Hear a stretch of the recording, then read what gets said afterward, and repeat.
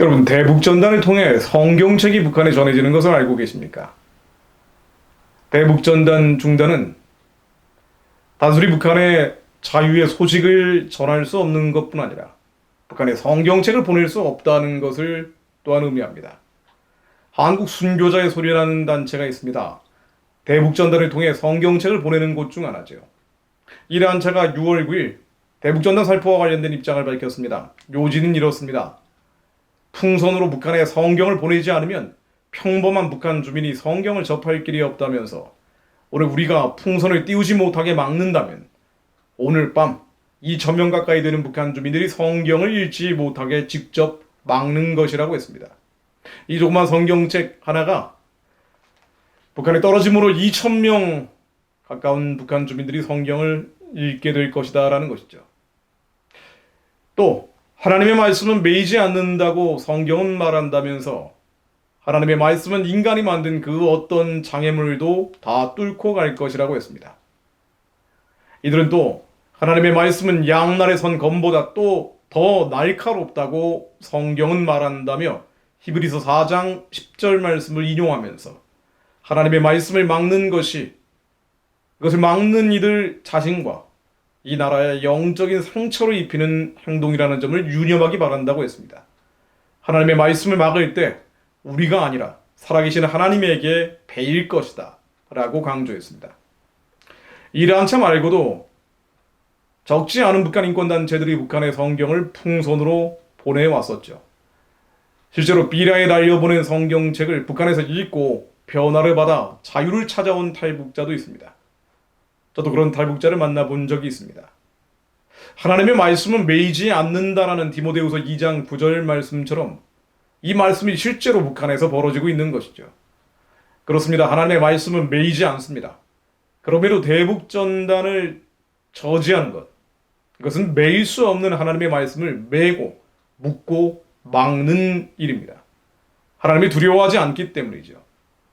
지금 대북 전단 문제로 정부는 물론 국민 그리고 기독교인들의 인간으로서의 기본적 양심이 전 세계와 하나님 앞에서 평가받고 있습니다.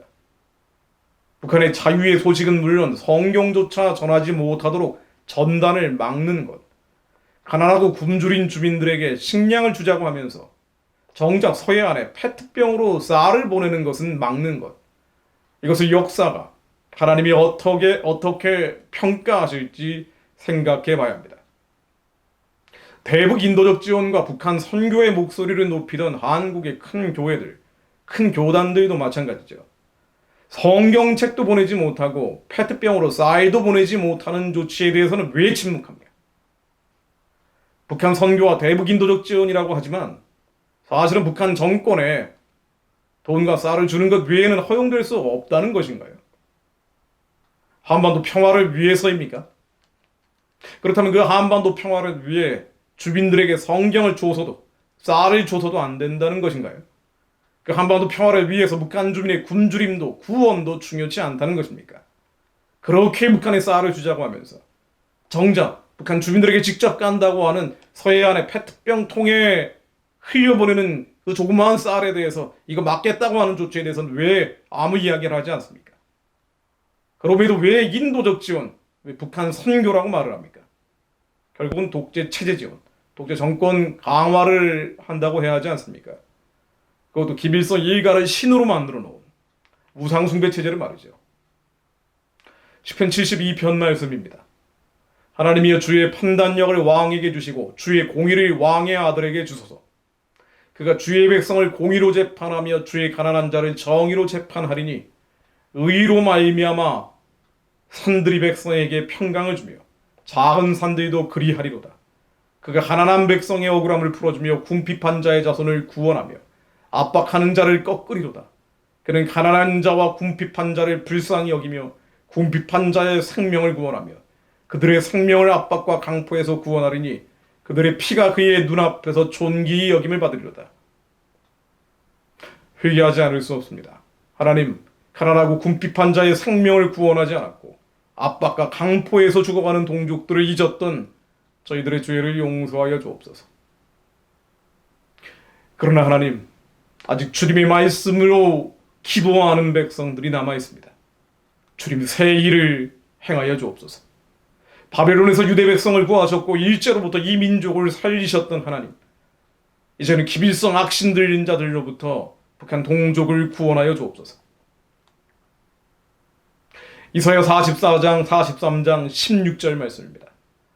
나 여호와가 이같이 말하노라. 바다 가운데 길을 큰 물 가운데 지름길을 내고 병거와 말과 군대의 용사를 이끌어내어 그들이 일시에 엎드러져 일어나지 못하고 소멸하기를 꺼져가는 등불 같게 하였느니라. 너희는 이전 일을 기억하지 말며 옛날 일을 생각하지 말라. 보라, 내가 새 일을 행하리니 이제 나타낼 것이요 너희가 그것을 알지 못하겠느냐. 반드시 내가 광야의 길을 사막의 강을 내리니 장차 들짐승 곧 승냥이와 타조도 나를 존경할 것은 내가 광야의 물을 사막의 강들을 내어 내 백성 내가 택한 자에게 마시게 할 것입니다. 이 백성은 내가 나를 위하여 지었나니 나를 찬송하게 하려 함이니라. 하나님, 이 민족의 구속자요 거룩한 여호와 하나님, 창조자이시며 왕이신 주님, 이제 이 땅에 새 일을 행하여 주옵소서. 이 백성이 하나님을 위해 지음받고 하나님을 찬송하는 자들이 되게 하옵소서. 하나님께서 반드시 광야의 길을 사막의 강을 내신다 하는 이 말씀이 한반도에도 이루어지게 하사 북한 동포들이 이쪽 성경 하나 보지 못하며 죽어가는 일이 없도록 하나님, 저 땅에 복음이 들어가게 하옵소서. 초월적으로 역사하여 주옵소서. 이기적으로 이 땅에 정욕과 탐심만 쫓아가고 있는 한국의 그리스도인들이 깨어나 하나님께 부르짖고 회개하는 역사가 일어나게 하옵소서. 이전 일을 기억하지 말아주시며 예수 그리스도의 피로, 보배로운 피로 깨끗게 하사 옛날 일을 생각하지 말아주시며 새 일을 행하여 주옵소서.